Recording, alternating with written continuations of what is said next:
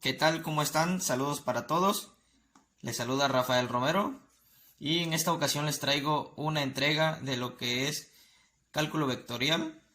Y bueno, vamos a trabajar ahora con definición de una función vectorial de una variable real. Y bueno, vamos a empezar con un poquito de teoría, pues sabemos que una función vectorial es una función que transforma un número real en un vector. Y bueno, pues tenemos que la función siempre pertenece a los reales, incluso en terceras dimensiones. Y bueno, esto está definida como f de t, que sería función de t, donde x es función de t, y es función de t y z es función de t. Esto hablando en terceras dimensiones. ¿Sí? En este caso, x, y y z son funciones llamadas funciones componentes de una variable real del parámetro t. Y bueno, así se dice que f es continua, derivable o integrable, si lo son x, y z de t. Por lo tanto, se llama función vectorial a cualquier función de la forma r de t. ¿Cómo es esta forma? Bueno, es r de t y que este es igual a f de t, g de t,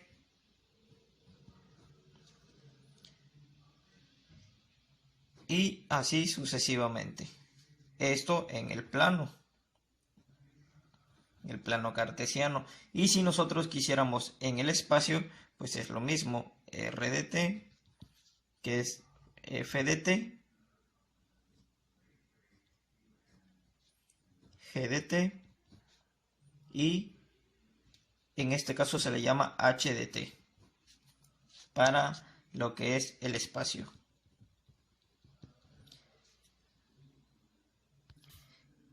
Para entender un poquito más fácil lo que es la definición de la función vectorial, vamos a ver que, pues, si suponemos que tenemos dos conjuntos, lo que es el dominio y lo que es el contradominio, si tomamos un valor del dominio y al aplicarle la regla f de x, obtenemos el valor de salida, que es el contradominio, que sería este, ¿sí? Para un elemento de un conjunto A, o sea, el conjunto A, existe uno y solo uno del conjunto B, relacionado de tal forma que y es igual a f de x, que f de x sería esta. Y así, cuando hablamos entonces de una función vectorial, decimos que tenemos un valor de entrada y un valor de entrada, pero en una pareja o terna ordenada de salida. ¿A qué me refiero? Pues con esto que ya escribimos aquí anteriormente. ¿Sí? Terna ordenada, que sería en el espacio, y bidimensional, que sería en el plano.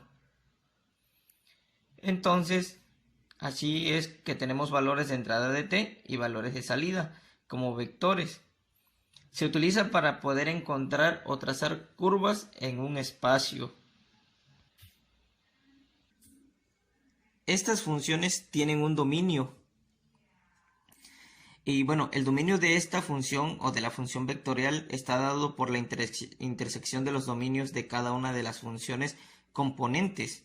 Es decir, que si tenemos la función o el vector f en función de t, esto va a ser igual a la función o f1 de t, f2 de t, f3 de t, así sucesivamente hasta llegar a la fn de t, que esto es al infinito prácticamente.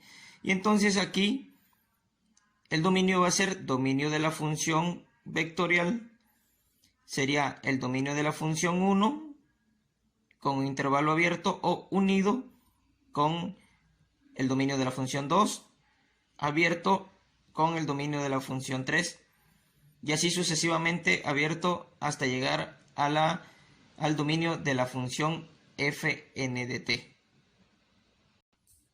Otra definición que le podríamos dar al dominio podría ser que es el conjunto de valores del conjunto de entrada para r de t. y pues bueno, son aquellos que hacen que cada componente de la función r de t pues existan. Este conjunto de valores pues ya lo habíamos mencionado, se llama dominio de una función vectorial. Y bueno, vamos a realizar lo que es un pequeño ejemplo. Vamos a encontrar el dominio de esta función. Y bueno, vemos que la función es f o función vectorial respecto a t. Y bueno, tenemos que es t cuadrada sobre t más 2. La siguiente función o el siguiente componente de la función es 2t al cubo. Y la siguiente es 2t sobre t más 1. Y bueno, para poder identificar las funciones, vamos a enumerarlas. A este le vamos a poner f1, esta f2 y a esta f3. Ok, entonces vamos a buscar primero que nada el dominio de la función f1. Entonces le ponemos aquí dominio de la función f1 y va a ser igual. Bueno, ¿qué es lo que tenemos que observar? Bueno, observemos que en la parte de arriba es un polinomio, pero abajo no debe ser 0. Sí, porque, bueno, si abajo nos da 0, no podemos encontrar el dominio. Entonces, ¿qué pasa? ¿Qué es lo que nos hace 0 abajo? Pues el menos 2. Si ustedes se dan cuenta, tenemos, si la t valiera menos 2 más 2 nos da 0. Por lo tanto, no se podría. Entonces, serían todos los números reales, excepto el menos 2. ¿Y cómo podemos denotar esto? Bueno, pues son todos los reales menos, ¿cuál número? El menos 2. ¿Sí? Y bueno, esto sería como, sería esto igual, que viene de los números reales desde menos infinito, llegando hasta menos 2. Vamos a protegerlo con paréntesis. Unido desde menos 2 hasta más infinito. Y este es el dominio de la función f1. Vamos a buscar el dominio de la función, como lo denominamos, f2. Dominio de f2. Y bueno, podemos ver que ese es el dominio, todos los números reales. No hay nada que, pues ahora sí, nos perjudique. Por lo tanto, son todos los números reales. Y el dominio de la función 3 o f3, de f3 va a ser igual. Y bueno, va a ser similar a lo que es la f1. Recuerden, aquí el menos 2 nos convierte esto en 0. Por lo tanto, acá el menos 1 nos los va a convertir a 0. En la parte de arriba, pues, caben todos los números reales. Entonces, ¿cómo va a ser? Todos los reales menos, ¿qué número? El menos 1. ¿Y cómo lo vamos a ubicar? Bueno, vamos a trazarlo así. Menos infinito hasta menos 1 unido desde menos 1 hasta más infinito. Ya encontramos el dominio de cada una de las funciones. Ahora vamos a encontrar el dominio en conjunto. ¿Cómo lo vamos a hacer? Bueno, vamos a graficarlo. Vamos a graficar en la parte de aquí abajo. Y bueno, tenemos que estas son las tres funciones que tenemos. Bueno, tenemos aquí esta viene aquí así. Este sería el menos 2, que viene desde menos infinito. ¿Sí? Y por acá vamos a poner por aquí vamos a ponerlo, el menos 1, que llegan hasta infinito. ¿Sí? Este menos infinito y el infinito, pues, cabe para las tres, perdón. Entonces, si nosotros nos damos cuenta, pues, lo que habíamos puesto acá arriba es, ¿cómo nos quedaría el dominio? Bueno, vamos a cambiar de color. Nos queda el dominio desde menos infinito hasta menos 2 unido desde menos 2 hasta menos 1 unido desde menos 1 hasta infinito. Y este es el dominio de la función. ¿Cómo lo podemos anotar? Bueno, podemos anotarlo de otra manera. Vamos a anotarlo por acá. Y bueno, serían todos los reales, excepto o menos, ¿qué números? Pues el menos 2 y el menos 1. Y también así podemos denotar el dominio de la función. Ahora vamos a ver la derivación de funciones vectoriales y sus propiedades. Y bueno, vamos a ver una pequeña introducción con un poquito de teoría que dice que una función vectorial f de t, como lo que tenemos aquí, entonces diremos que f de t o f función vectorial respecto de t es derivada de dicha función y se define de la siguiente manera. Función vectorial de t es igual al límite de delta de t que tiende a 0 de la función t más delta de t menos la función de t sobre delta de t. Esto para valores cualesquiera de t, todos los reales, para los que existe en el límite. Cuando el límite existe para t igual a a, se dice que la función vectorial de t, f de t, es derivable en t igual a a. Ok. Bueno, vamos a explicar lo que nos dice el teorema. El teorema dice, sea f de t una función vectorial. Y supongamos que sus funciones componentes f, g y h son todas derivables para algún valor de t. Entonces, f de t es derivable en ese valor. Y su derivada está dada por función vectorial de t es igual a la derivada de f de t, la derivada g de t y la derivada h de t. O lo podemos mencionar, función vectorial de t es igual a f' de t, g' de t y h' de t. Como todos sabrán, ya todos sabemos lo que es derivar, entonces viene prácticamente lo mismo, entonces no es nada de complicación, ¿sí? Vamos a hacer un pequeño ejemplo y ahorita explicamos lo que son sus propiedades. Vamos a hacer el ejemplo, vamos a cambiar de color, vamos a hacer el ejemplo que r de t es igual a 3t cuadrada más 4t cuadrada más t. Como todos saben, pues esto es derivar. Bajamos el 2 a multiplicar y se le resta posteriormente 1.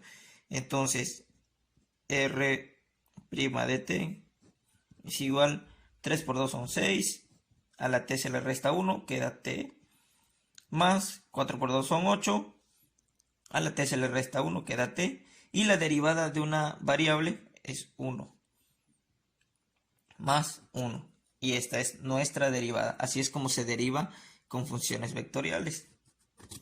Vamos a explicar ahora lo que son sus propiedades. Y bueno, tenemos que la propiedad de la adicción, y la sustracción. Y pues nos dice que es la derivada respecto de t, o diferencial, derivada de la diferencial de t, de la función r de t más o menos s de t, viene siendo igual a r de t, r' de t, perdón, más o menos s de prima de t. Producto por un escalar, bueno, pues el escalar es un número real, entonces cuando se multiplica la función por un número real es diferencial con respecto a t de la c, que es el escalar, por r de t, nos queda que es el escalar por r' de t. Producto por una función escalar, bueno, pues tenemos la función f de t por r de t, y esto sería igual a f' de t por r de t más f de t por r' de t. De igual forma, el producto escalar, bueno, pues tenemos r de t por s de t.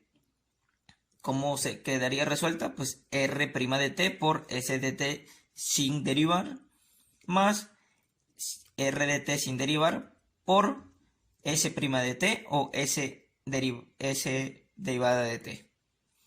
Y el producto vectorial, bueno, pues tenemos el producto vectorial que es derivada del producto con respecto a t, que es r de t por s de t. Y tenemos que es la derivada del primero más por el segundo, que sería r de t por s de t sin derivar, más r de t sin derivar por s de t derivado. Ahora, por último, vamos a ver lo que es la graficación de curvas de una función del parámetro t. Como ustedes saben, lo que es las funciones de acuerdo o respecto a la función t, pues es un vector que puede cambiar respecto al tiempo. Este vector pues depende del tiempo para poder, el vector, perdón, depende del tiempo y sus componentes van variando con respecto a este. Bueno, aquí tenemos una función, vamos a hacerlo con un ejemplo, tenemos la función r de t, que es igual a t más t, más 1. Recuerden, aquí tenemos y, que esto nos indica que es el eje x, y tenemos j, que nos indica que es en el eje y. Esto nos va a dar una recta. Por lo tanto, pues nosotros ¿qué tenemos que hacer? Darle valores a t, y en base a eso vamos a obtener las coordenadas. Entonces yo por aquí hice ya la tablita, le di valores de 0 a t, de 1, de 2 y de 3, y pues encontré la resultante de lo que es el vector, y aquí está resuelto. Entonces vamos a encontrar estos puntos para poder entender un poquito más. El primero, cuando t vale 0, pues es en el punto 0,1, 0 en x, 1 en y. Por lo tanto, este nos queda aquí. El segundo es 1 en x, 2 en y. Nos queda acá. El tercero, 3 en x, perdón, 2 en x, 3 en y, por acá. Y el último sería 3 en x, 4 en y. Y aquí tenemos lo que es una recta. ¿Sí? ¿Qué es lo que encontramos con esta recta? Bueno, es como una partícula o un cuerpo se mueve en el tiempo, ya que el tiempo no está representado. Si nosotros quisiéramos representarlo por medio de vectores, pues el primer vector nos quedaría aquí así, el segundo acá. Así es como se mueve la partícula respecto al tiempo. Eso en el plano cartesiano. Pero ¿qué pasa si nosotros quisiéramos representarlo en una tercera dimensión? Bueno, pues en este caso nosotros podemos representarlo y podemos tener representado ya lo que es el tiempo. Vamos a representar el mismo vector, la misma función. ¿Qué pasa? Ustedes dense cuenta que tenemos aquí el vector t como si fuera el vector z. Tenemos x y tenemos y. Entonces, ¿cómo lo vamos a representar? Tenemos que cuando t vale 0, nuestro vector va a valer estas coordenadas. Vamos a graficarlo un poquito. Y bueno, tenemos que cuando el tiempo vale 0, en x también vale 0, pero en y vale 1. Por lo tanto nos queda aquí. Cuando el tiempo vale 1, o sea acá, me faltó ponerle aquí valores. 2, 3, 4. 1, 2, 3, 4. 1, 2, 3 y 4. Entonces decíamos, cuando el tiempo vale 0, el vector va a quedar aquí porque en X vale 0, en Y vale 1. Cuando el tiempo vale 1, en Y vale también 1, pero en X vale 2. ¿Cómo podemos hacer esto? Vamos a hacerlo primero que nada con el tiempo o con X, como ustedes quieran. Vamos a hacerlo igual. X vale 0, perdón, vale 1. El tiempo también vale 1, por lo tanto está aquí. En X en Y nos vale 2. Y pues vamos a subir hasta donde dice 1 en el tiempo. Cuando el tiempo vale 2, X vale 2. Aquí. Pero Y vale 3. Por lo tanto nos vamos y acá queda. Y cuando el tiempo vale 3, X vale 2. Perdón, vale 3. Podemos hacer aquí así. Y Y nos vale 4. Subimos hasta 4 en Y. ¿Ok? Y bueno, si nosotros unimos los vectores, las coordenadas, perdón, tenemos ya lo que es una trayectoria.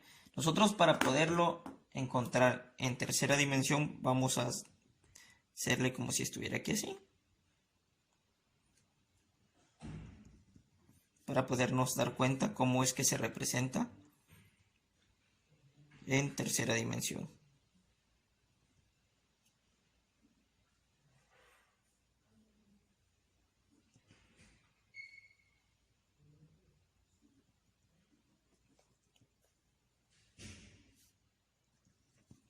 Vamos a hacerle aquí así. Este me quedó un poquito mal, pero bueno, ahorita lo componemos. Y así, aproximadamente así es como está representado en tercera dimensión. Esto representando también el tiempo. Recuerden, aquí está este vector.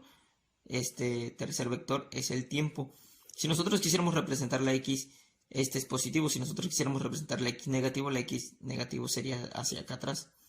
Entonces, esta partícula se está moviendo en el espacio de esta forma cuando el tiempo vale 1, cuando vale 2 y vale 3. Y pues aquí tenemos su posición. Bueno, compañeros, eso es todo. Espero sea de su agrado, sea de gran utilidad esta aportación. Saludos para todos.